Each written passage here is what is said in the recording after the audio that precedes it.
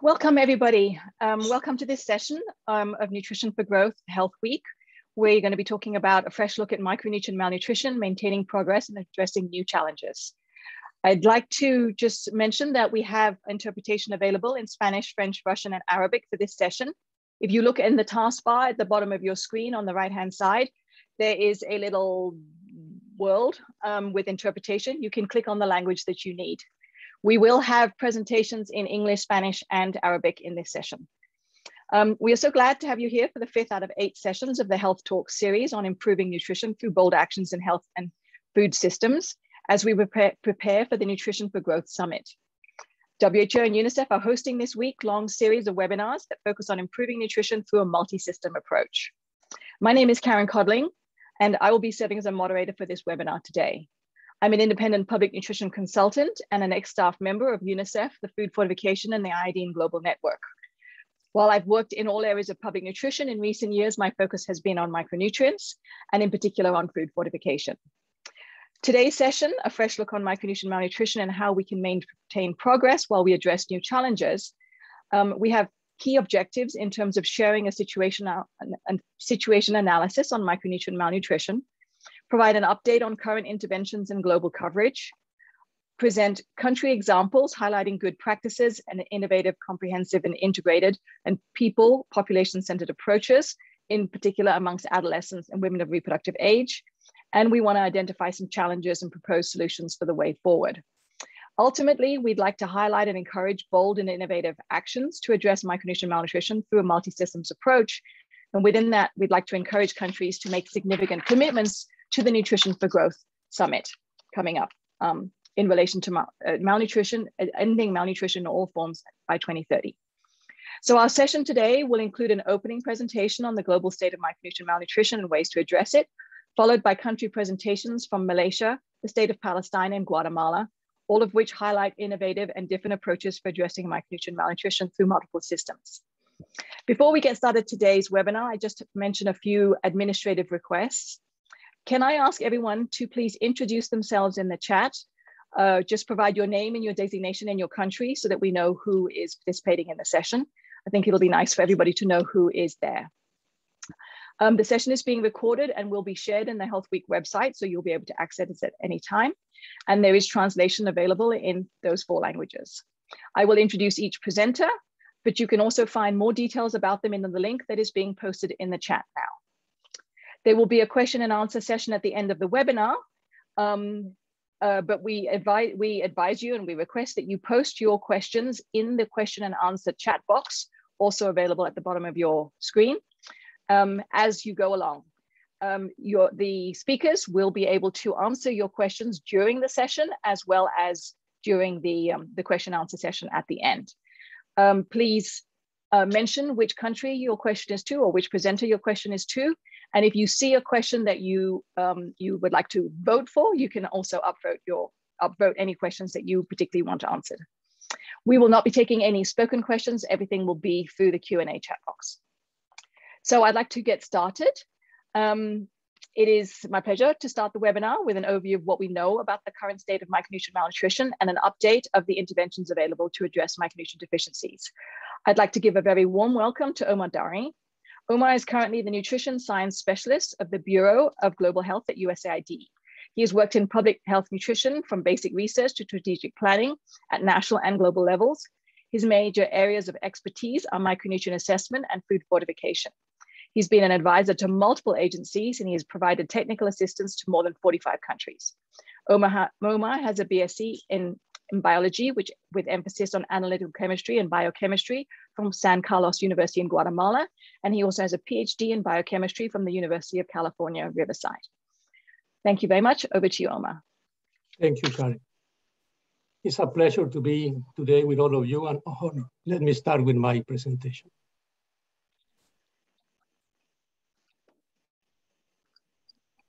Yeah, I want to talk about that we had advanced in micronutrient malnutrition prevention, but we are still learning. I will start reminding all of us about the omnivorous nature of the human being. The human being is at the top of the food chain. It means that we have access to nutrient-dense foods because nutrients concentrate from plants to herbivores and from herbivores to carnivores. However, as a primate, the human being keeps dependence on plant foods too. In any case, being at the top of the food chain, it also means that we depend on nutrients already made by plants or animals because our metabolism is unable to synthesize them. A remarkable exception is vitamin D. Most diets are poor in this vitamin, and the main source it is the synthesis by our skin. We expose that to the sunlight. Therefore, there is not vitamin D deficiency in most tropical and subtropical countries. However, some populations are at risk of vitamin D deficiency, either because they live far from the Ecuadorian line or because they cover the body with clothes. One of those countries is Canada. But rickets and other consequences of vitamin D deficiency have been prevented through the fortification and supplementation with this vitamin. However, in the 1960s, this vitamin was added discriminatingly to many foods and caused hypercalcemia. This unintended consequence was corrected by regulating which foods can contain vitamin A and in which amounts. This example has taught us that micronutrient status requires an appropriate amount, not too little, but also not too much. Moreover, if we have a good status of a micronutrient, the additional intake is unnecessary because benefits are not going to appear. In our fight against micronutrient malnutrition, either deficiencies or excesses, the first step is to understand the natural sources of these nutrients in the common diet. This table summarizes how different examples from different food groups are sources of specific micronutrients. The green highlighted cells tell us that we need to consume different food groups. If one of them is not present, we may be at risk of one specific micronutrient deficiency. Please notice that plant foods are the main source of pyridoxine, folate, and vitamin C, which is not included in the table, while animal foods are the only source of vitamin B12 and more of the minerals, iron, zinc, and calcium. Another interesting revelation of this data is that refined cereals are poor sources of micronutrients, but they are very rich in energy. In this case, 27 grams of refined wheat flour supplies 100 kilocalories, while for all the other foods, we need to eat higher amounts. Now with the pandemic of obesity, it's important to keep in mind that we need to reduce the intake of energy-dense foods. Adding micronutrients to wheat flour increases its nutrient content, but that does not mean that we should avoid promoting the intake reduction of products made with refined wheat flour. This table also illustrates that by studying the dietary pattern, we are able to predict the possible micronutrient deficiencies, even without making food intake surveys. Nevertheless, we like to be precise and accurate, and we carry out food intake surveys to estimate micronutrient inadequacies. This is step 2. Although ironically, some micronutrient interventions are designed as the diet contains nothing of micronutrients. These figures show the case of non-pregnant and non-lactating women in 3 regions of Uganda: Kampala, the capital, in blue, the Southwest region in green, and the poor and the desert north in orange. The higher the column, the larger the percent of the population with micronutrient inadequacies. In the 90s, the world placed special attention to iodine, vitamin A, and iron. This figure confirms that indeed, those 3 micronutrients are insufficient in these 3 regions. However, if we would have done this type of analysis in 1990, we should have included for Uganda also vitamin B12, zinc, and calcium. This figure also shows that for Uganda, and which is common in many developing countries, whose diet is based on plant foods, the inadequacy of folate and vitamin C are low. High income and industrialized countries have different dietary patterns, where animal foods are more common. Then they might have sufficient supply of vitamin B12, iron, and zinc, but poor in folate and vitamin C. In summary, we cannot assume that micronutrients inadequacies are similar in all countries. We need to adjust our interventions to each context. And step 3, we need to measure the need and the impact of micronutrients interventions. I am going to use several examples, starting with iodine. At the beginning of the 20th century, iodine deficiency was common in both poor and rich countries. However, 100 years ago, our predecessors proposed and tested that iodine to salt will be a practical manner to increase the supply of this nutrient. They also found that the concentration of iodine in urine is in direct proportion to the intake, and that this association can be used to identify a satisfactory iodine intake in the population. Please notice that the association between low concentration of iodine in urine, the horizontal axis, and goiter, the vertical axis, refers to a prevalence of the group and not to the status of individuals. Thus, when the population median of urinary iodine concentration is 10 micrograms per deciliter, which is the same as 100 microliters per liter or larger, it is a good indicator that the whole population is receiving sufficient iodine. Regrettably, this population indicator has been incorrectly interpreted, even in this publication by WHO, where the population at risk of iodine inadequacy was determined by the proportion of the population below this reference value.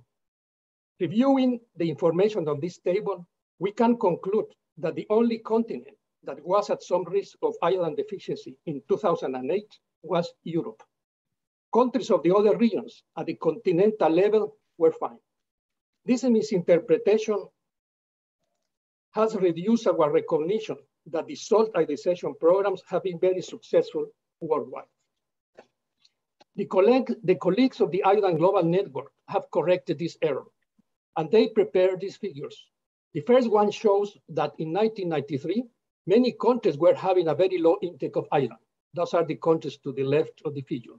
However, by the year 2007, thanks of salt as a vehicle for supplying iodine, most populations of the world are now protected for suffering the consequences of iodine deficiency disorders. Here, it is also important to point out that in Europe, the prevalence of goiter was common until the 19th century, but now it's not existent or it's very, very rare. This is a consequence that the dairy products that they are consuming are coming from animals that are eating iodine-enriched feeds. And this complements the iodine supply that they may be receiving through iodized salt. Another detail to mention here is that we have learned that excessive iodine intakes may result in negative consequences, similar to those caused by the inadequacy, which will be the medians about 300 micrograms per liter. Therefore, we must periodically evaluate the impact of our programs because we should not lose our gains because excessive supplies. At the beginning of the 1990s, we committed to prevent also the vitamin A deficiency, and we have good progress. This figure shows how Central America addressed this nutritional deficiency. It was through adding vitamin A to sugar. The orange section of the column at the figure at the top left shows the vitamin A supply through fortified sugar, and the green portion of the bars are the baseline coming from the diet. The two figures at the bottom illustrate how the prevalence of the low content of vitamin A in breast milk and in serum decreased, revealing that this intervention was having an impact and that the population was no longer suffering of the consequence of vitamin A deficiency, such as blindness, which is an indicator of increased morbidity and mortality. Central America selected sugar as the vehicle of supplying vitamin A because in the 1970s, it was the only product manufactured by formal and centralized factories that could reach the poor and vulnerable population. When this intervention was introduced, it was forbidden to say that the sugar contained vitamin A because it was not the intention to promote sugar consumption. Most other countries of the world, instead of food fortification, introduce and have kept vitamin A supplementation as the strategy to provide this nutrient. Nowadays, child blindness is rare. Another important example of the success of preventing micronutrient malnutrition is the reduction of the prevalence of neural tube defects, of NTDs. This figure at the top right shows the reduction of the prevalence of NTDs in Chile after using wheat flour as the vehicle for folic acid. Those are the yellow columns. The prevalence of NTDs reached a lower plateau in spite of the high supply of folic acid in that country, and which means that other causes, in addition to folate deficiency, also results in NTDs. The table at the bottom right summarizes the epidemiological evidence that the main cause of NTDs in the high-income countries where the studies were done was folate, as the prevalence of the recurrence of NTDs was reduced by 80% when folic acid was provided by supplements. However, please also notice that the use of supplements without folic acid, but with other micronutrients also have some impact, although was a little lower. Therefore, in low and medium income countries, we need to review the causes of NTDs in a more comprehensive manner. Here it is important to point out that for preventing NTDs, supplementation was tried first, but it mostly failed because of the lack of compliance. Then the cereal flours were used to deliver folic acid, and this strategy has been successful. And this is the last example that I'm going to use. In 1990, we selected as one of the other goals for the year 2000, the reduction of the prevalence of anemia by half. It did not happen. Then in the year 2012, we repeated the same goal, but now for the year 2025.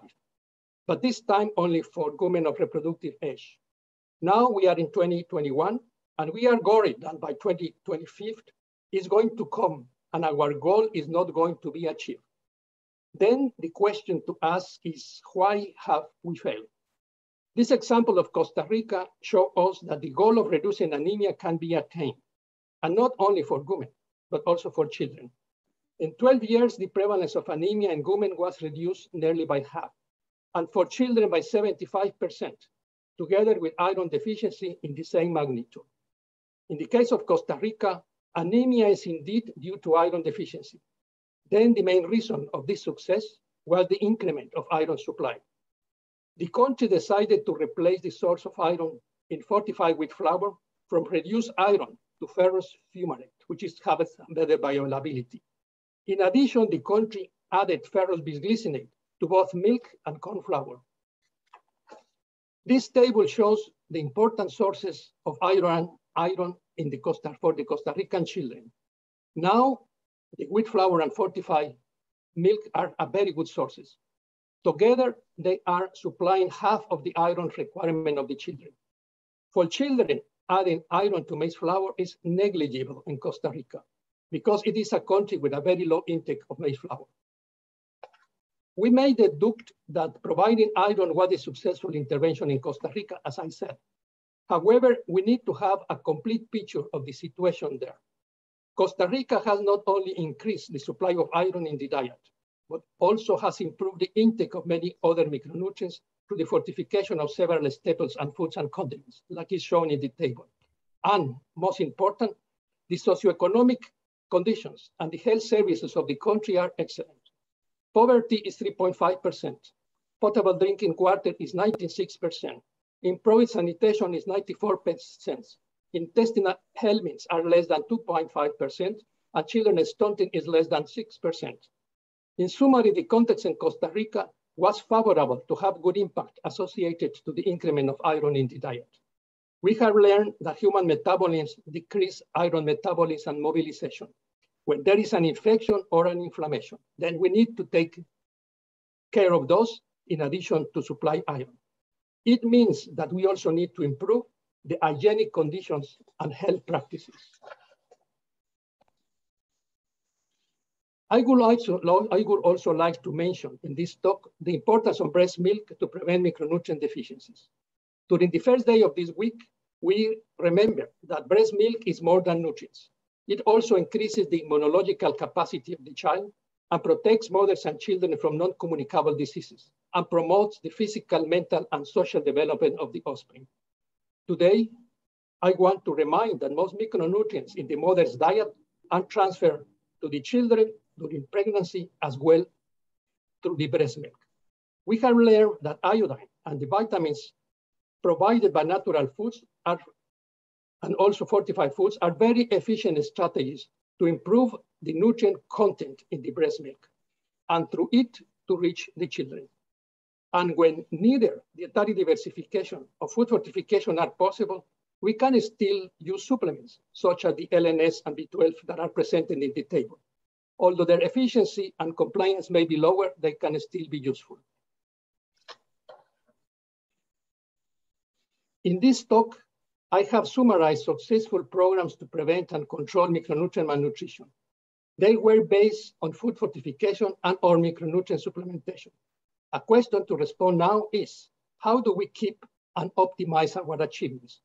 This question is important because several interventions are being implemented as if the other does not exist. Thus, we are at risk of wasting resources, or worse, providing excessive amounts of certain micronutrients to some individuals. We need to coordinate in the use of the interventions in a way that complement each to the other. A way to attain this is first pay attention to dietary diversification, which includes efforts in biofortification. Then complement the diet using large-scale food fortification. And finally, micronutrient supplementation for the specific groups that are not covered. The immediate and future challenge is the right combination of these interventions for assuring safety, confirming efficacious response, reducing costs, promoting local sustainability and ownership. These comments bring us to my last slide.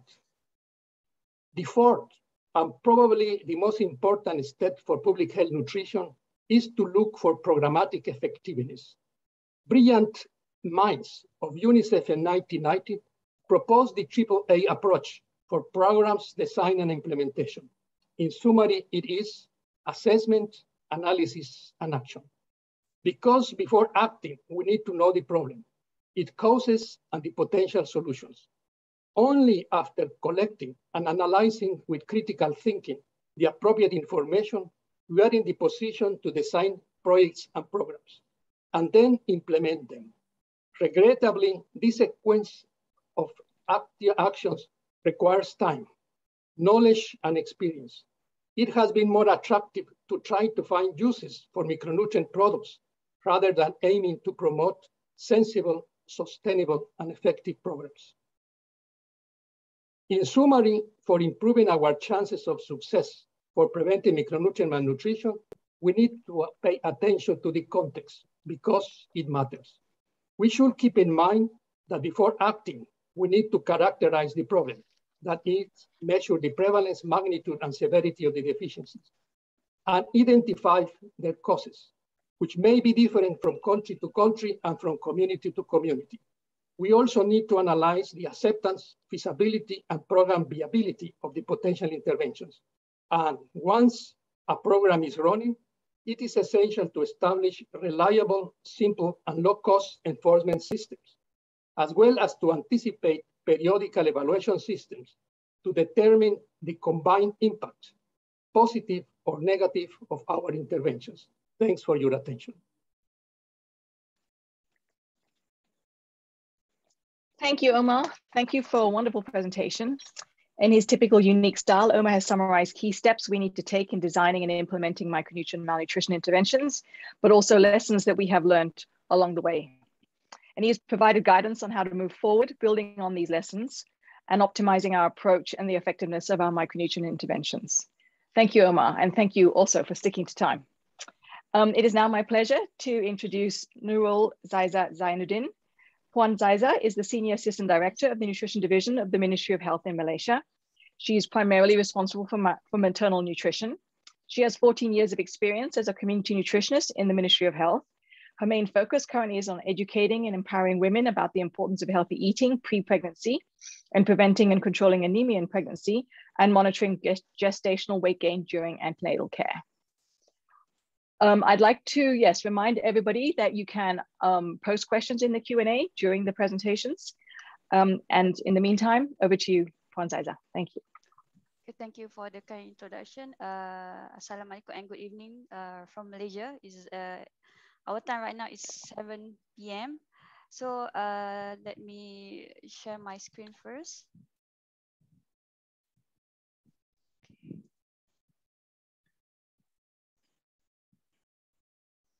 All right, I'm here.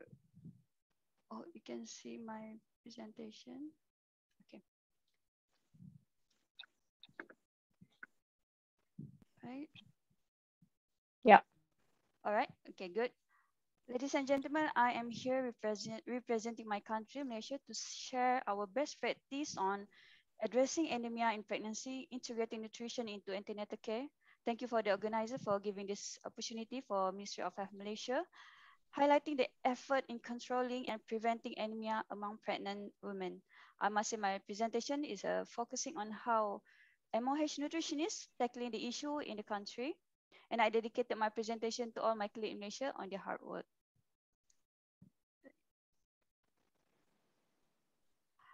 Anemia may not have a visible effect on most of the people who suffer from it. It could be just as mild as tiredness, lack of focus, fatigue in women to more severe ones such as preterm labor and the risk of postpartum hemorrhage in pregnant women. Thus, without proper prevention and intervention, our women would fall into anemia vicious cycle that could be passed on to the next generation, impacting their productivity and well-being. Based on Malaysia National Health and Mobility Survey, anemia prevalence among women of reproductive age declined from 34.7% in 2015 to 29.9% in 2019.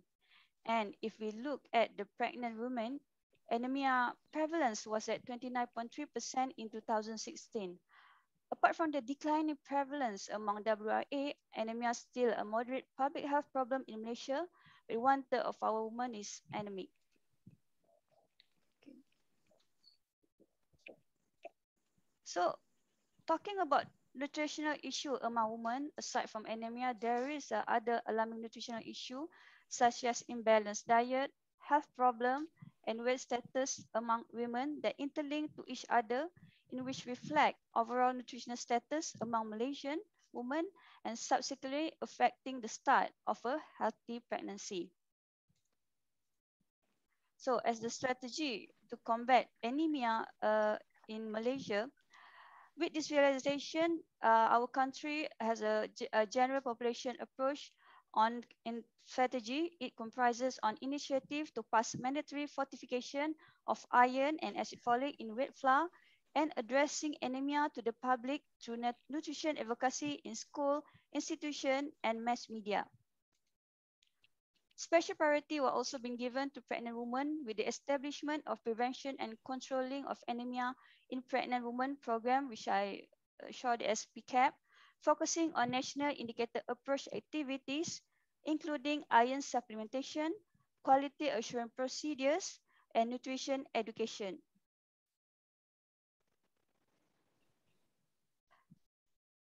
Antenatal care in government health clinic become the center for national indicator approach NIA for prevention and controlling of anemia in pregnancy PCAP due to the fact that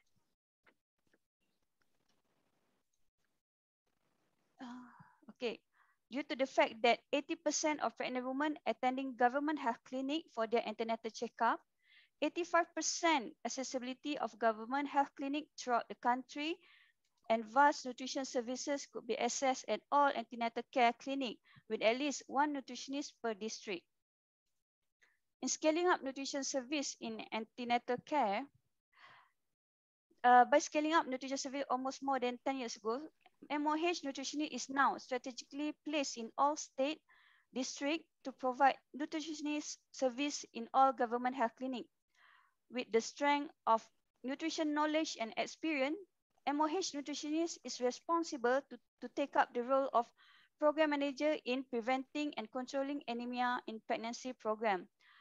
A short list of our responsibility is to consult higher management regarding situation analysis of PCAP in local setting, to provide main strategies and activities to be implemented at all levels, and to execute national indicator approach, which is percentage of anemia among antenatal mother at term, which is 36 weeks of gestation.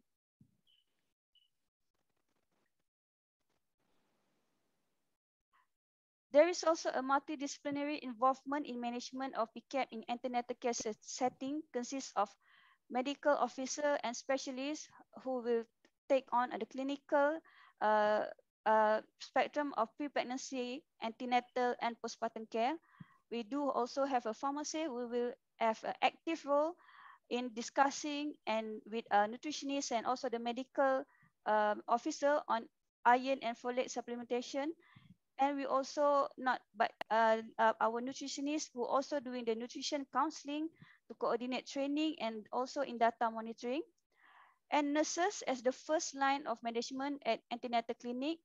Nurses are the one who will do the routine hemoglobin checkup each visit, collect the hemoglobin data and each visit, and also education to the mothers. Last but not least is our lab technologies. We will give a good thing on a lab test for serum ferritin, FBC, TIBCs, and other. Everyone has their own role to ensure that antenatal mother receive a quality and a standard anemia management in the clinic. Okay, this slide I will walk you a brief walk with you into our anemia management in the antenatal care. As you know, in Malaysia, antenatal care visit for primate mother is likely more than 10 times, and for multigravida mother is more than 8 times, depending on the issues or the health problem of the mothers. Hemoglobin level will be monitored from the first antenatal visit until term. If hemoglobin level below 11 gram, further investigation will be done to find the cause, whether due to the hemoglobinopathies IDA or simply due to the non-compliance of oral supplementation. Nutrition counseling will also be given to mothers to improve their dietary intake along the way in a subsequent visit. Further action will be taken accordingly, depend on their hemoglobin result at each visit.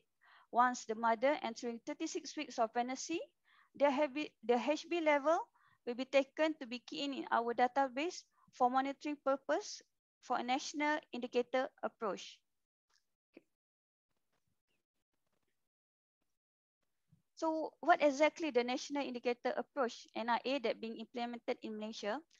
National indicator approach is a set of good care practice in managing anemia among antenatal mother in antenatal care to achieve specific target. In 2025, Malaysia is targeting less than 5% mother attending antenatal care who are anemic at term, which is 36 weeks of gestation. Quality assurance procedure will be the guidance for nutritionists to identify any shortfall and to take remedial action in the process of achieving the NIA target. This quality assurance cycle will include problem identification, problem prioritization, problem analysis, and then we will do quality assurance study to investigate furthermore on what is the root cause of the problem. After that, there is an identification of remedial action, and we also will implement of the remedial action if it's suitable to do at our level. And the re-evaluation of the problem will be taken place as the cycle of the quality assurance. This process will not only implemented at national level, but also in state and district level to make sure that our anemic target below 5% will be achieved in 2025.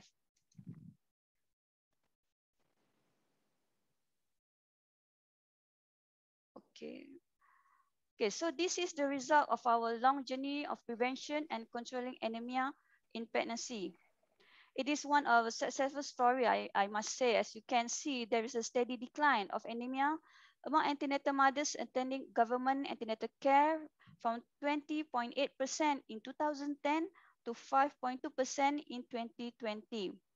Starting with the upscaling of nutrition service in antenatal care in 2010, and initiation of quality assurance cycle in 2012, and later on the establishment of national indicator approach in 2015 could be the main contributing factor of where we are now.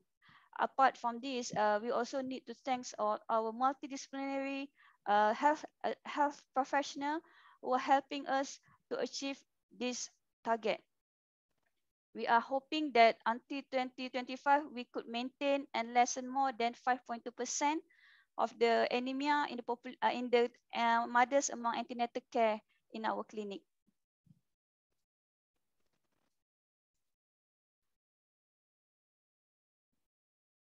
So what is our way forward for this anemia or preventing and controlling anemia?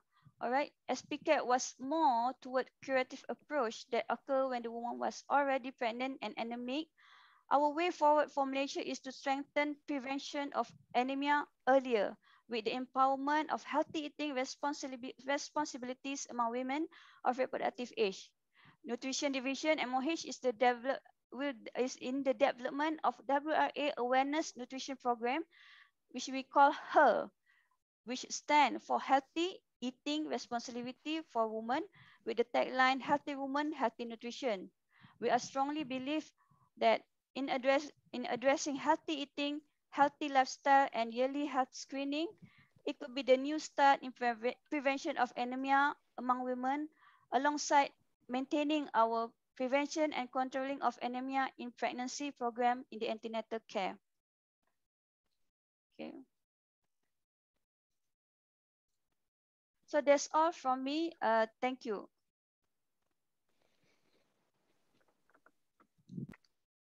Thank you, Zaiza, for a very nice presentation. Puan Zaiza's presentation explained the holistic way that Malaysia Ministry of Health is improving nutrition in pregnancy, and in particular, their focus on anemia. Thank you very much. Don't forget, please, participants, you can put any questions that you have for any of the presenters in the Q&A tab. And now I would like to switch to introduce Engineer Musa Al-Halaika. Engineer Musa is currently the Director of Nutrition. Sorry, that's Zaiza's timer. Engineer Musa is currently the Director of the Nutrition Department in the Palestinian Ministry of Health. He's a member of the Agricultural Engineers Association, the Flour Fortification Initiative, the Palestinian Food and Nutrition Association, and the Palestinian Nutrition Syndicate. He has a Bachelor of Science in Nutrition and Food Technology from Hebron University in the West Bank, and also an MSc in Public and Community Health from Biarritz University, also in the West Bank. Engineer Musa will be making his presentation in Arabic. Any non-Arabic speakers can use the interpretation button to get the translation in whatever language you prefer. Thank you very much. Engineer Musa, please go ahead. مساء الخير. Do you hear me?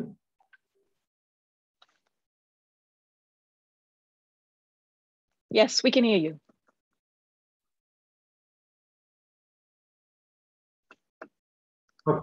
Okay. We can hear you, Engineer Musa. Please go ahead.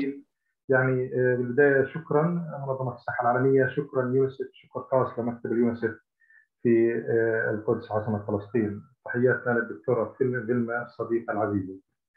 حقيقة يعني احنا العرض في البداية راح يكون عن كيفية مكافحة وعلاج والتحديات لحل مشكلة أمراض سوء التربية، وخاصة لفئة اليافعين والمراهقين من طلبة المدارس.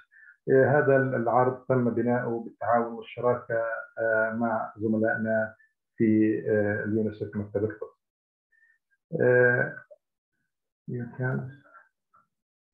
بالبداية يعني لابد أن نضع بين أيديكم بعض الأرقام التي توضح الإشكالية الموجودة وكيفية متابعتها وحلها. فلسطين من الدول المتوسطة، عدد سكانها يعني تقريبا 5 مليون شخص موزعين 3 مليون في الضفة الغربية و2 مليون في قطاع غزة. الشعب الفلسطيني كما هو معروف هو شعب فتي يافع. هذا الشعب هو من الشباب، 38% تقريبا هم من الأطفال أو من المراهقين الأقل من 15 عام. 29% من الشعب الفلسطيني يعاني من الفقر، 14% في مناطق الضفة الغربية، و53% اللي هي أضعاف مضاعفة في قطاع غزة. 17% تقريبا يعانون من الفقر المدقع، أكثرهم وغالبيتهم 34% في قطاع غزة. ولا يخفى على أحد هذه الأرقام عادة عالية في قطاع غزة نتيجة للحروب المتراكمة والحصار اللي له أكثر من 15 عام بسبب الاحتلال الإسرائيلي على هذه المنطقة وعلى أجزاء فلسطين بشكل كامل بشكل عام. إذا تحدثنا عن انعدام الأمن الغذائي للاسف نلاحظ انه 47% من قطاع غزه يعاني من انعدام امن غذائي مقارنه في 16% في مناطق الضفه الغربيه، وسبب ذلك هو عدم سيطره الحكومه الفلسطينيه على الموارد الاساسيه من الماء والارض اللي تعتبر هي تحت السيطره الاحتلال الاسرائيلي. 24% من الشعب الفلسطيني لا يتناول غذاء كافي، 15% منهم من المراهقين اليافعين لا يتناولون ايضا غذاء كافي خلال الدراسه اللي تم العمل عليها خلال هذا العام. ثلث الشعب الفلسطيني تقريبا يعاني من انعدام اللي هو الامن الغذائي، وبالتالي ثلث الشعب الفلسطيني يتلقى مساعداته من خلال مساعدات خارجيه عبر دول وعبر منظمات المتحده. الارقام الموجوده او الوضع التغذيه واللي دخلنا اكثر في فلسطين وخاصه في فئه المراهقين، نلاحظ ان هناك نقص في العديد من الفيتامينات، فيتامين اي والحمض الفوليك والزنك، وايضا فقر الدم. ونلاحظ انه نسبه فقر الدم او الانيميا عند الاناث هو اكثر من الذكور بالضعف. زياده الوزن والسمنه بين هذه الفئه 26%، قصر القامه 5%، عدم تناول غذاء او الذين لا يتناولون وجبه الافطار ولا يتناولون خلال المدرسه 12% من هذه الفئه، فئه اليافعين. الذين يتناولون المشروبات الغازيه ذات المحتوى العالي من السكر 22%. 80% من اليافعين او المراهقين لا ياخذون الحصص الكافيه من الخضار والفواكه، و95% ايضا لا يتناولون الحصص الكافيه من منتجات الالبان. لحل هذه المشكله وعلاج هذه المشكله كان لابد من تدخلات على مستوى الحكومه وعلى مستوى الجهات الداعمه، على راسها منظمه اليونيسيف ومنظمه الصحه العالميه وبرنامج الغذاء العالمي.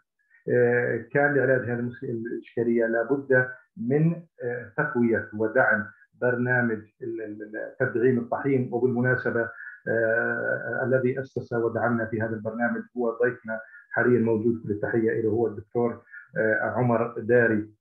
برنامج قوي لكن للاسف بحاجه الى تشديد الرقابه والدعم اكثر. 2019 تم بناء بالشراكه مع اليونيسيف وبرنامج الغذاء العالمي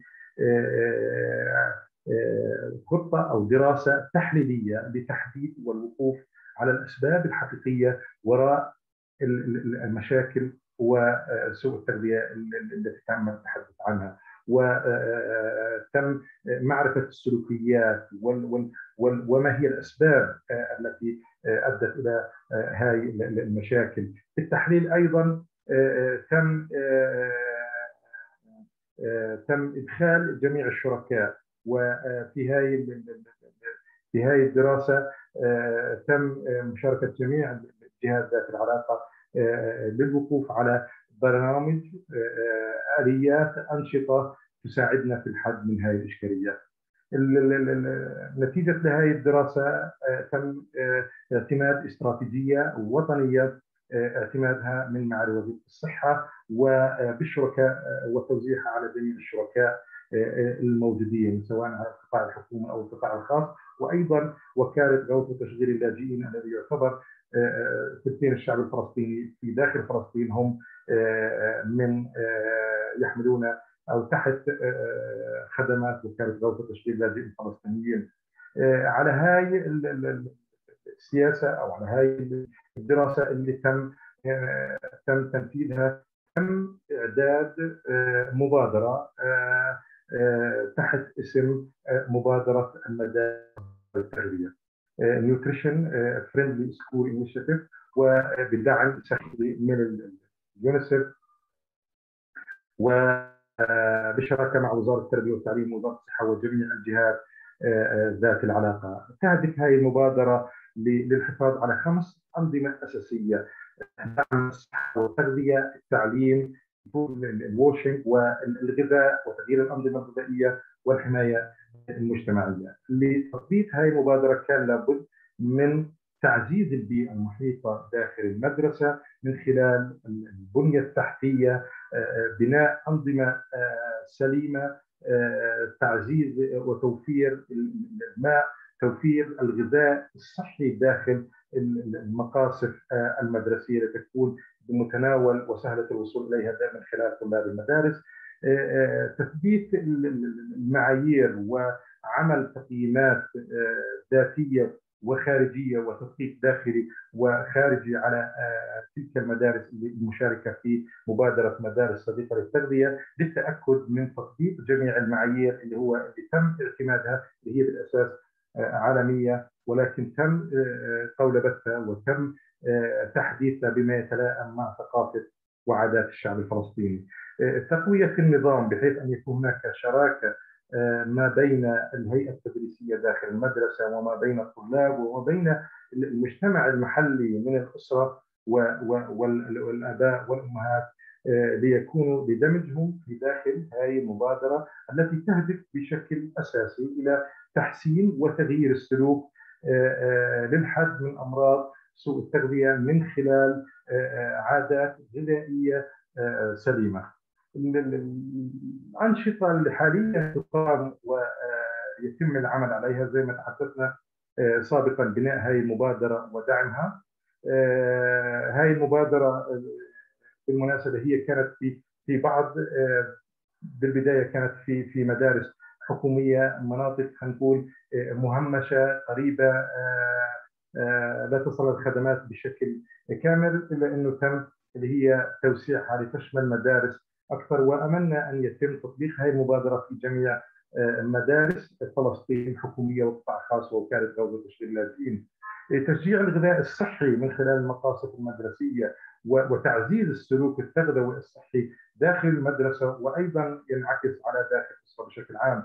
مراجعة وتحديث البروتوكول ودمج تغذية المراهقين واليافعين في البروتوكول خاص تم اعتماده ومراجعته ومصادقة عليه وتدريبه وإدخاله أيضا في المناهج المدرسية. المدارس المشاركة في هذه المدرسة تم شركها أو إعطائها بالعناصر الغذائية الدقيقة وخاصة مزودات الحديد للأطفال الذين يعانون من فقر الدم من خلال وزارة الصحة في عيادات الرعاية الصحية الأولية. ربط المدارس المشاركة في هذه المبادرة مع نظام تحويل بالشراكة والتعاون مع وزارة الصحة. أيضا بناء البرامج التوعوية والتثقيفية على مستوى الإدارة المدرسية وعلى مستوى المثقفين الصحيين والمشرفين الصحة المدرسية والمدرسين، ودمجهم في هذه البرامج مع الطلاب، زيادة الوعي والتثقيف أيضا وتغيير النمط الغذائي الصحي بين طلاب المدارس. وتم الوصول إلى أكثر من 16,000 طفل. إدخال النظام الغذائي وتحسين السلوكيات والعادات الغذائية والتغذوية الجيدة ضمن أيضا المناهج المدرسية بحيث أن يتم وتدرس في المناهج المدرسية. التحديات الموجودة ممكن إحنا نتحدث عن وجود الاحتلال اللي حكينا عنه وكيفية اللي هو عدم الحركة بحرية، إلا إنه التحديات الموجودة في تطبيق هذا البرنامج إنه مش لا جميع المدارس في فلسطين غير مشبوكة مع النظام التحويل الصحي، ونتأمل اللي هو تمديده ليشمل جميع المدارس. كوفيد وجائحة كوفيد كان لها تحدي كبير حقيقة، وكان هناك يعني إشكالية في تطبيق بعض البرامج التغذوية وأيضا عدم انتظام التعليم المدرسي الوجاهي، وكنا نخاف من أن يكون هناك زيادة في الوزن. ضعف في الرقابة وبرنامج تدعيم الطحين في فلسطين نتيجة هذه الجائحة، وخاصة أنه الطحين سلعة أساسية. أيضا للأسف قلة الموارد المالية وموارد اللي هي والموارد البشرية، وخاصة الناس أخصائيين التغذية ينقصنا عدد كبير، يعني العدد قريب جدا الذين يمارسون مهنة التغذية في وزارة الصحة أو المؤهلين أو ذوي اختصاص. وأيضا الكوادر التثقيفية والصحية أيضا بحاجة إلى زيادة. علاج هذه التحديات بالرغم من وجود جائحة كورونا، إن كان هناك بعض الأفكار المبدعة واستغلال التكنولوجيا بحيث يتم الوصول إلى الأطفال إلى بيوتهم وداخل أسرهم من خلال التكنولوجيا واستخدامها. يتم تطبيق المبادرة أيضا تشمل أيضا جميع أو معظم أو مدارس أكبر من القطاع الخاص والعام ومؤسسات وكالة الغوث وتشغيل اللاجئين، تطوير وتحديث البروتوكول، وأيضا دمج المجتمع المحلي بجميع أطيافه ومكوناته ومراجعة اللي هو السياسات التغذوية. آخر سلايد. التزام الحكومة تعتبر برامج التغذية هي من سلم أولويات الحكومة الفلسطينية، وذلك من خلال اعتماد وتبني سياسة الأمن الغذائي والتغذوي، واعتماد أيضا أجندة الاستثمار الوطنية الخاصة بتطبيق سياسة الأمن الغذائي والتغذوي، ضمان أن يكون جميع السياسات الفئة اليافعين هم جزء أساسي في سياسات التغذية، وأيضا الوصول إلى اليافعين إنما وجدوا. وبالتالي على هذا الأساس حديثا تم تطوير وحدة تهتم فقط في تغذية وصحة المراهقين في داخل وزارة الصحة، وحدة مستقلة تتبع إلى وزير الصحة بشكل مباشر لأهمية هذه الفئة. الاستمرار أيضا في عمل وتطوير الخدمات الصحية والحزمة الصحية لطلاب المدارس من خلال توفير العلاج الصحي أو تقديم الخدمات التغذوية مجانا. شكرا لكم.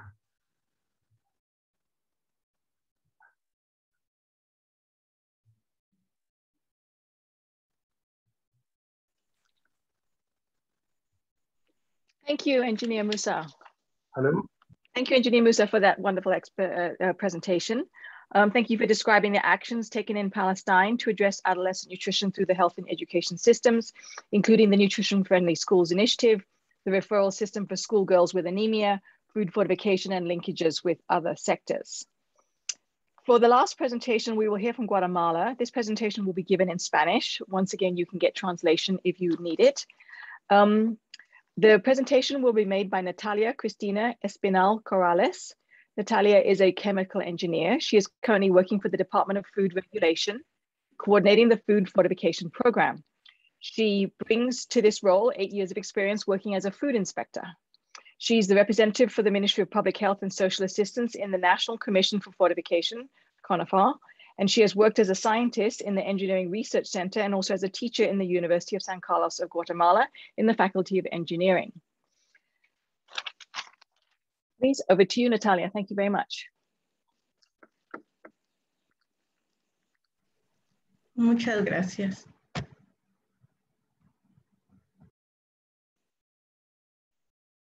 Are you sharing your slides, Natalia? I think Musa, maybe you need to stop sharing. Yes.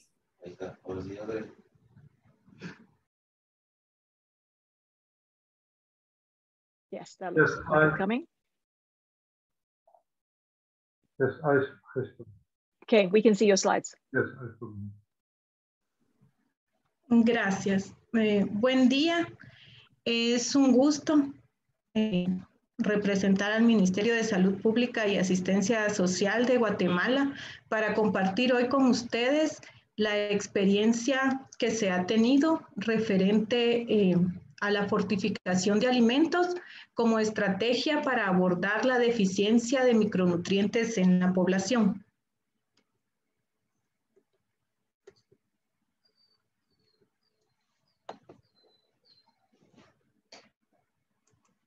Guatemala es un país de ingresos medianos altos, con una población de 18 millones y la economía más grande de Centroamérica. Sin embargo, hay muchos contrastes referente a la nutrición. La encuesta de salud materno-infantil 2014-2015 reportó que el 47% de los niños de 0 a 59 meses presentan baja talla para su edad, que el 52.5% de las mujeres en edad reproductiva tienen sobrepeso u obesidad. Existe un acceso limitado a los servicios de salud y el patrón de dieta sigue siendo monótono. Está basado en alimentos básicos con una baja ingesta de productos de origen animal, frutas y verduras. A pesar de ello, la estrategia de la fortificación de alimentos ha permitido que se tenga evidencia para algunos programas sobre la disminución en la situación de micronutrientes. La deficiencia de vitamina A en la población guatemalteca está controlada desde la década de 1990, siendo clave el Programa Nacional de Fortificación del Azúcar. En 1965, como puede verse en el gráfico, se detectó que existía un 26% de deficiencia de vitamina A, lo que constituyó un problema de salud pública. Y la última encuesta nacional de micronutrientes, en donde se midieron los niveles de retinol, evidencian que para 2015 la deficiencia había disminuido al 0.3%. Ello permite considerar que la deficiencia de vitamina A ha dejado de ser un problema de salud pública en Guatemala. Sin embargo, es necesario que se continúe fortificando en niveles más bajos, ya que aún hay casos de deficiencia. Referente a otros micronutrientes, como se puede ver en las gráficas, la anemia, a pesar que hay deficiencia moderada, hay evidencia que ha ido a la baja, tanto en mujeres como en niños. Referente a la excreción de yodo urinario en mujeres en edad fértiles no embarazadas, no presenta un problema de salud pública y posiblemente puede ser un problema en mujeres embarazadas. Referente al zinc y la vitamina B12, hay evidencia de deficiencia de estos micronutrientes y actualmente se están desarrollando estrategias para abordarlas. El Ministerio de Salud Pública y Asistencia Social, en consulta con el Instituto de Nutrición de Centroamérica y Panamá, amparados bajo el marco legal de la Ley de Fortificación de los Alimentos, ha emitido a la fecha 4 reglamentos de fortificación, los cuales son la sal con yodo y flúor, el azúcar con vitamina A, la harina de trigo con hierro, ácido fólico, tiamina, riboflavina y niacina. Y el más reciente, la harina de maíz nixtamalizado con hierro, zinc, vitamina B12, tiamina, riboflavina, niacina y ácido fólico. En las gráficas se observa el resumen del consumo per cápita de azúcar y sal. Está medido por medio de la disponibilidad en los hogares. Se puede ver que el consumo de azúcar y sal se ha mantenido constante en 10 años, a excepción del azúcar, que los datos que se muestran son desde el año 1964. Referente al consumo de pan, se puede observar que la mayoría de la población lo consume.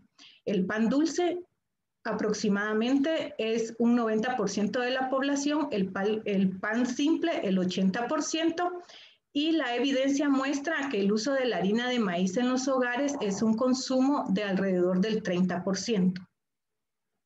El consumo de sal y azúcar históricamente en Guatemala ha sido alto y responde a hábitos de consumo en la población y no se debe a que se consuman o incentiven por la fortificación de los alimentos. Es al contrario. Se escogieron porque su consumo era alto y constante en el tiempo. Estos alimentos, al ser evaluados, se consideraron y se consideran adecuados para llevar micronutrientes deficitarios en la dieta. Además, se puede ajustar y el país también está desarrollando estrategias para la reducción del consumo de sal y azúcar.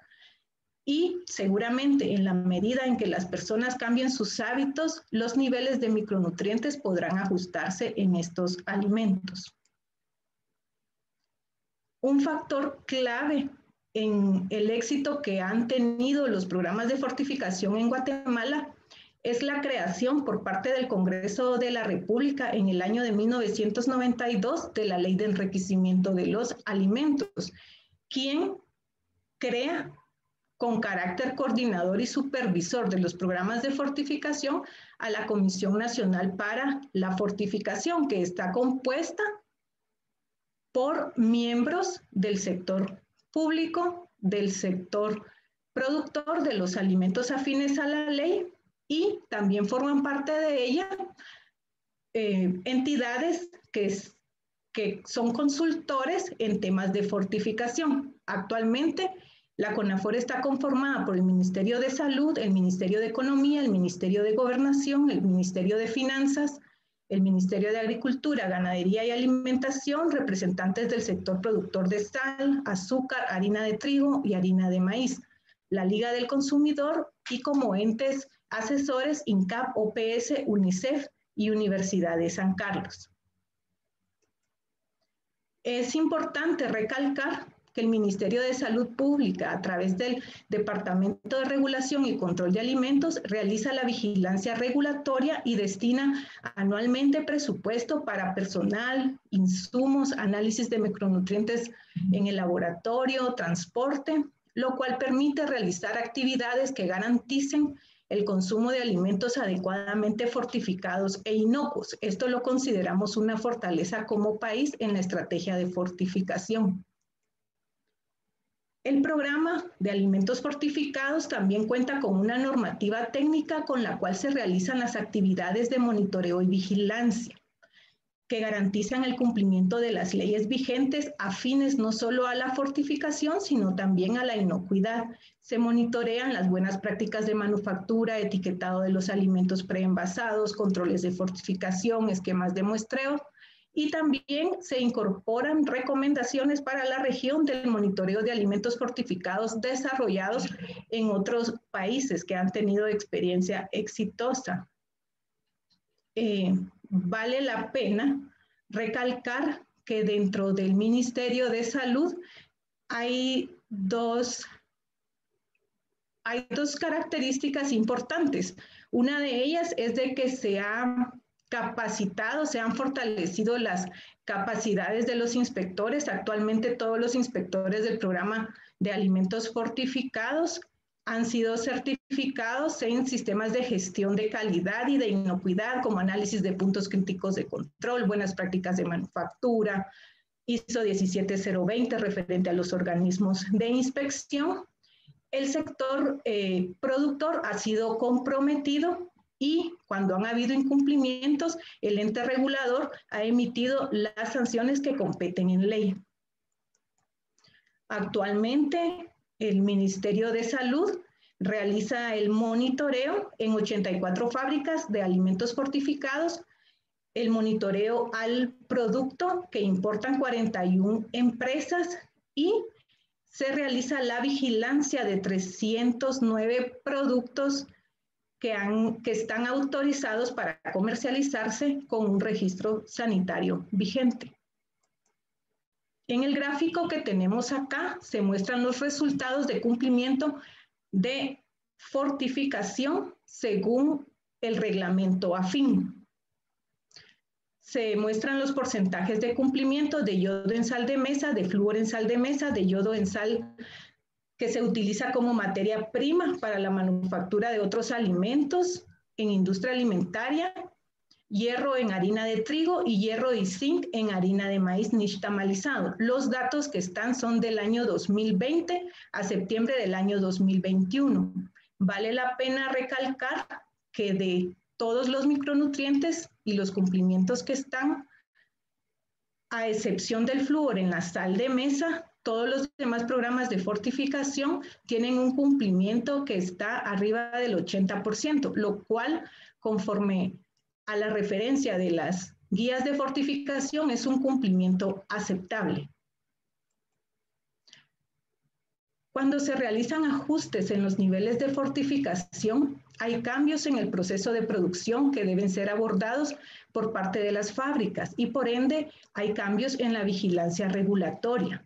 ¿Por qué? Porque una normativa clara fortalece el cumplimiento del objeto de los programas de fortificación.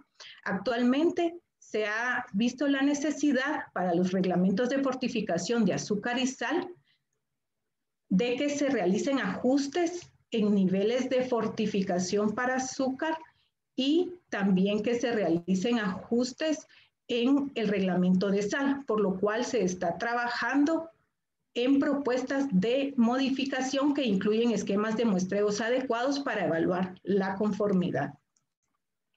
¿Qué camino tiene que seguir Guatemala para abordar las deficiencias de micronutrientes? Se considera que debe de de seguirse una intervención sostenible en el tiempo, económico, ser mantenido y mejorado los programas, una necesidad de empoderar al sector consumidor y fortalecer el trabajo y las alianzas existentes a nivel nacional y regional.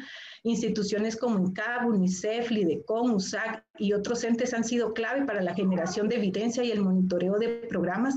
El establecimiento de alianzas ha sido una estrategia exitosa que ha permitido un análisis permanente y continuo del desempeño del programa.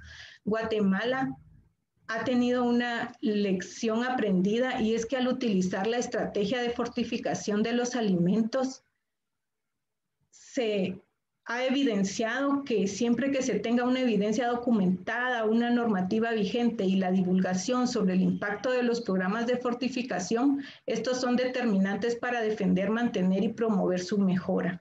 Agradecemos al Instituto de Nutrición de Centroamérica y Panamá, a UNICEF y a CONAFOR. Gracias.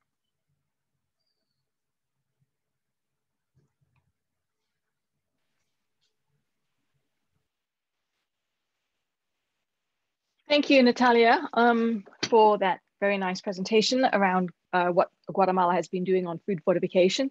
You focused in particular on how Guatemala is undertaking regulatory surveillance of the food fortification law. From my own work in fortification, I know that this is a weak point for many fortification programs in countries. So I imagine many of the participants will have found your presentation very useful. So I don't know if any of you have been watching, but the Q&A window has been quite active.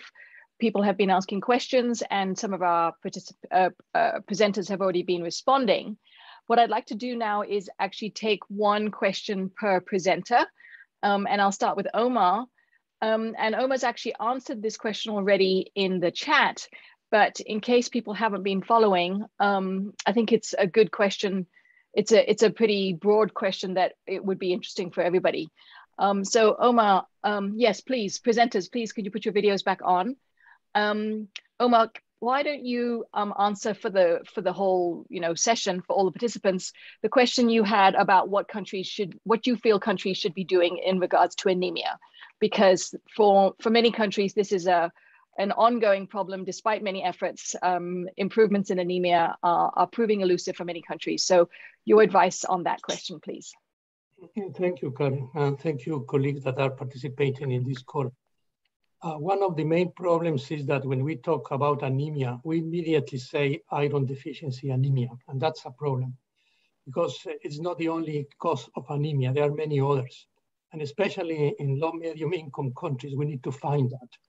The association of iron and anemia is mostly in high level societies with hygiene and the nutrition is better, which means that under those conditions, iron is the limiting factor. But in many other countries, that is not the only one. We need to recognize that anemia is not a biomarker, it's a bioindicator of the well-being of a human, an individual, as well as a society, and which really is going to reflect many limitations in the health, in the environment, and in the nutrition. That is what we need to also look at the causes of anemia. It's not sufficient only to measure the hemoglobin concentration. We need to measure other biomarkers associated to the level of hemoglobin in the blood. Once we have that, we can take the correct actions. And I think it's important as a summary to recognize the multi-causality of anemia and not immediately thinking that iron is going to make the difference. Thanks, Omar. I'd like now to go over to you, Kwan Zaiza. There was a question about the impressive decrease in anemia that you have seen in Malaysia for mothers attending government ANC services. So you've recorded a reduction in anemia, and the question is, have you also observed improvements in maternal and newborn health outcomes as the anemia rates have declined? All right. I believe there is a reduction on the maternal outcome, but we also have another issue on not on anemia, but also on the obesity, maternal obesity also. And also we have the PRH problem. So for this time being, at I don't have the what we call the data on whether there's a related link on anemia reduction directly to the mothers and newborn of low birth and everything. But as we can foresee that even though we have tackling the anemia in an antenatal care, there is still 30% of our population of women out there in Malaysia who have anemic. So we also need to tackle this problem earlier. So in order to have a healthy mothers in our setting, and also other problems such as maternal obesity, like I said, because we are already trying our gestational weight gain in monitoring the NNC, and we see that it could have being a good indicator to see whether there is a reduction of health problem among mothers. That's all. Okay, thank you very much. Musa, there was a question for you. You mentioned that you got good support from the health, education, WASH, food, and social protection systems. Can you tell us a bit more about how these systems were brought together and about the collaboration that's been between the different sectors and perhaps some of the actions from the other sectors?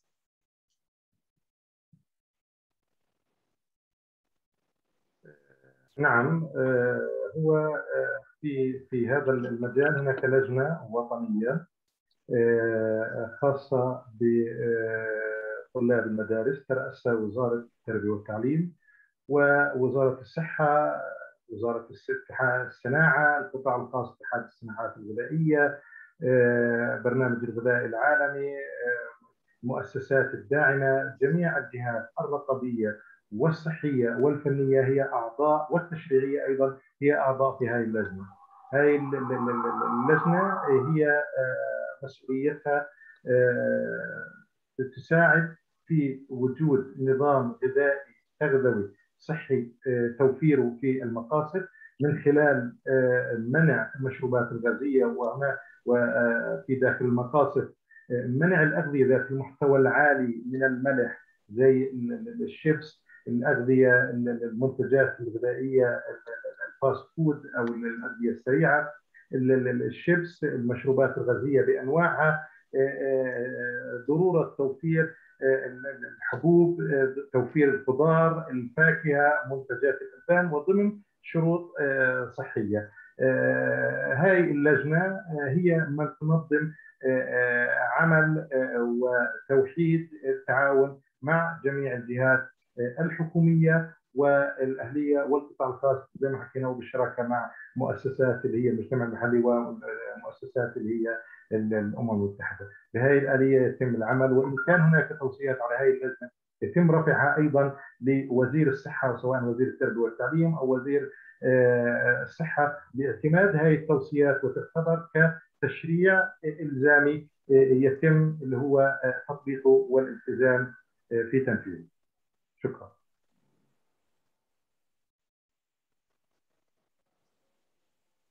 Okay, thank you, Engineer Musa. Over to you, Natalia. There's been a few questions around the sugar fortification program, in particular around consumption of sugar. And two questions are about, have you seen sugar consumption increasing? And could this be related to the fortification program? And how do you counterbalance the goal to reduce sugar consumption with your policy of fortifying sugar?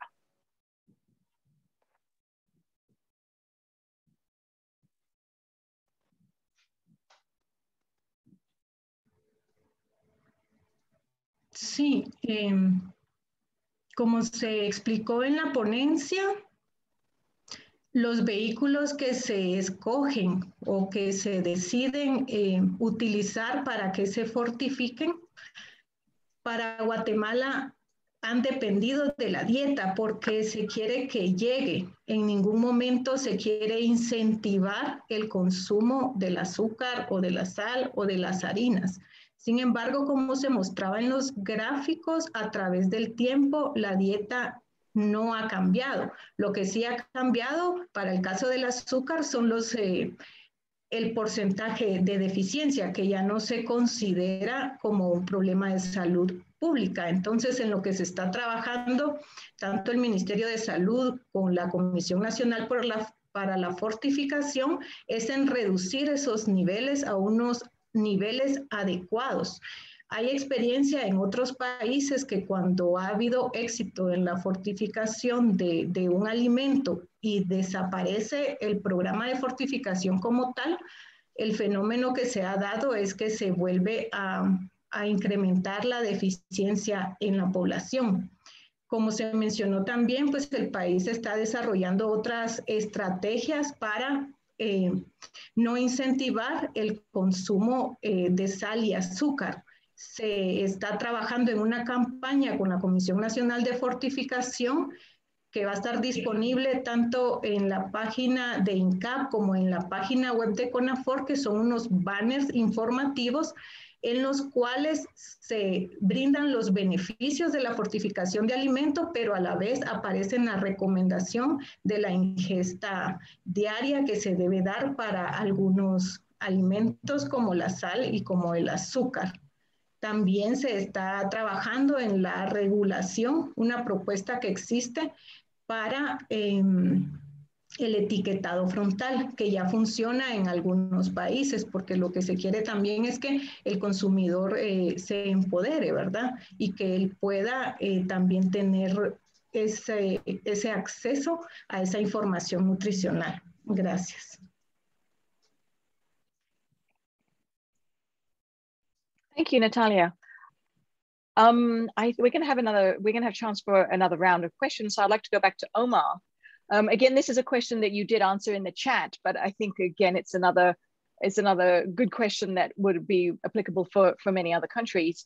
And that was a question about data needed to make programmatic decisions. It's something that you emphasized in your presentation, the importance of being able to monitor and evaluate and to adjust programs. But very often countries don't seem to have the necessary data for making those decisions. So can you provide some advice on how to make sure that we have that kind of data? What kind of data is important? And then how countries can make sure that they use that data? Thank you, Kari. And this is a really important question. And these actions have been neglected for so many years. I have been working in this area for more than 30 years and have been trying with different institutions how to motivate the countries to do periodical nutritional comprehensive surveys. But those are very rare. We usually depend on DHSs, and the DHSs only measure anthropometry and hemoglobin. That's not sufficient. We need really to know what are the causes, in this case of anemia or other micronutrient deficiencies using biomarkers. And that needs taking blood samples. And the countries could do that. This is a fear mostly of the international group that come to a country and they don't have experience how to do the thing. And they trying to look for these very easy methods when some countries already have the capacity to have good samples and also do the analysis. But the important part is to have the human beings in the countries that they can understand the different data, interpret that and take actions, as well as the exchange of lessons learned among countries. I think that what is happening is that we go into promote the introduction of certain interventions, but we are not promoting really how to approximate the design of a program starting from the assessment. That is what I emphasize in my talk. We need to look at that. We need to have human beings very well prepared, for then they can take their own decisions in their own settings. And I will say that that is one of the things that we need to work more in the future. Thank you, Omar. Okay, now I'll go back to you, Pwanzaiza. A second question for you on your presentation was, can you tell us a little bit more about your evaluation of processes and outcomes for the delivery of nutrition interventions in your ANC clinics? Yeah, as I mentioned in my slide, the evaluation and process of our program is what we call national indicator approach. It means like all clinics and at all district level will need to have the less than 5% of hemoglobin level below 11. So along the way, this quality assurance process will happen. It means that all districts or all the state will identify what is the root cause of the anemia in their clinic. So with the identify is such as maybe because of a non-compliant issue of iron supplementation, or maybe it's due to the lack of nutrition information among the pregnant mothers, or maybe it's because the way they're taking the supplement with the tea or something like that. Yes, we do have analyzed whether it's because of thalassemia and everything, but that one we already put in a specialist care also. So now we are just focusing on what is that in our control, in our nutritionist control, to make sure that we can settle it in what way we can. And that is the roles of nutritionists to coordinate with the specialists, and whether with the pharmacists about the supplementation, or is it because of hemoglobinopathies, or is it because of IDA. So nutrition will be the center of the process, and then the evaluation will come in the reflecting by the report that we will take at 36 weeks of term. So yeah, there's a state that also still not achieving that 5%, below 5%. They are state that on the way to the 5%, and so we are tackling this in a localized approach. So that is the evaluation that we'll do, and the project is different between state and even between district. That's all. Thank you. Okay, thank you, Ponzaiza. Engineer Musa, you had mentioned the problems of COVID-19 in your presentation. And so one of the questions was, specifically, how did COVID-19 and school closures impact upon the school initiative?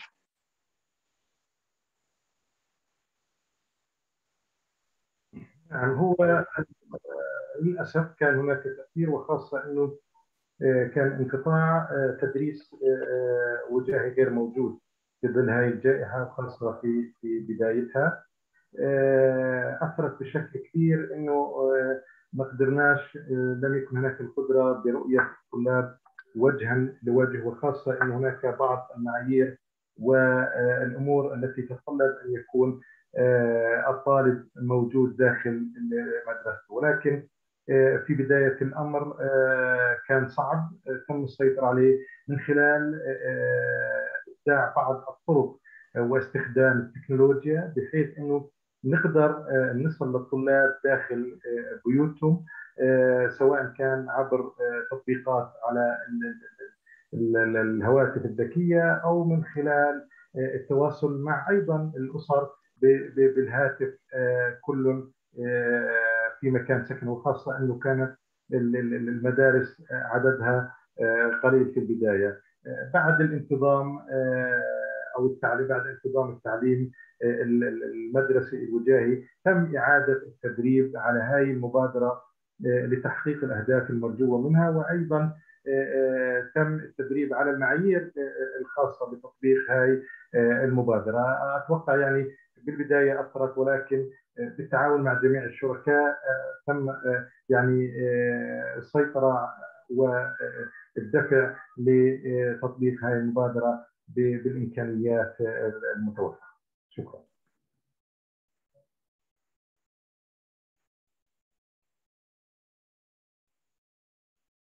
Thank you, Engineer Musa. Natalia, a question for you was a bit more general. It's coming from Vietnam, where they have introduced a new food fortification law, but there's been opposition from many of the food companies, in particular what you call the sort of secondary processed food companies. So not the wheat flour or the salt producers, the companies that make foods out of wheat flour, out of salt. And there's been opposition from many of those companies to use the fortified ingredients. So could you give us a little bit of information in terms of how Guatemala works with industries, both the fortification vehicle industries, but also potentially the industries that use the fortified vehicles, in terms of getting them on board and getting them to comply? How has Guatemala handled that?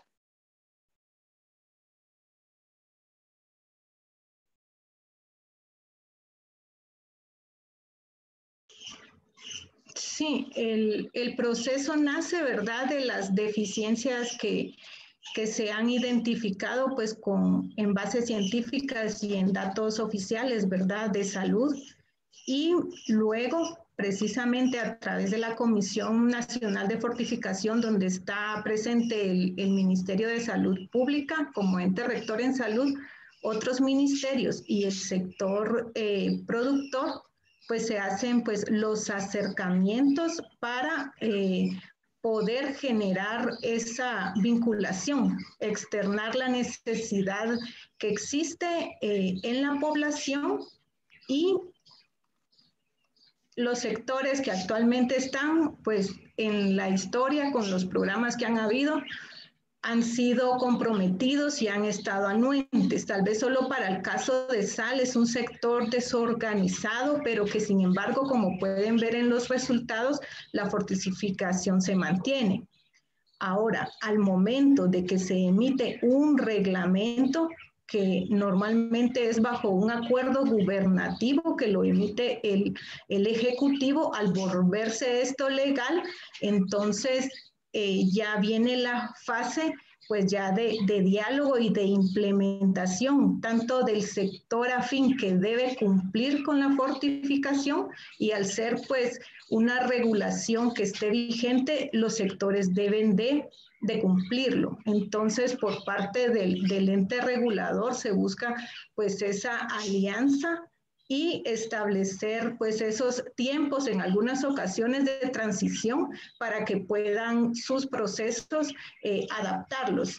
Lo que sí sucede en Guatemala referente a los alimentos es de que los alimentos que se fortifican aplican a todos los alimentos, ya sean de origen nacional, origen importado, ya sean donaciones, y no solamente al alimento de mesa, al que es de consumo directo, sino que también a la materia prima que se utiliza para procesar alimentos. Hay datos del Sistema de Vigilancia Epidemiológica Nutricional CIVESNU que han mostrado y han concluido que mucho del yodo que hay en la orina cuando hacen los análisis de yoduria y que tienen pues un cumplimiento aceptable, se aduce que llegan más que por la sal de consumo directo, que llegan por todos estos otros alimentos que llevan el yodo como materia prima. Porque el producto que se utiliza, como ustedes ven en la gráfica que mostramos, el cumplimiento del yodo en la sal que se utiliza como materia prima tiene porcentajes arriba del 90% de cumplimiento. Gracias.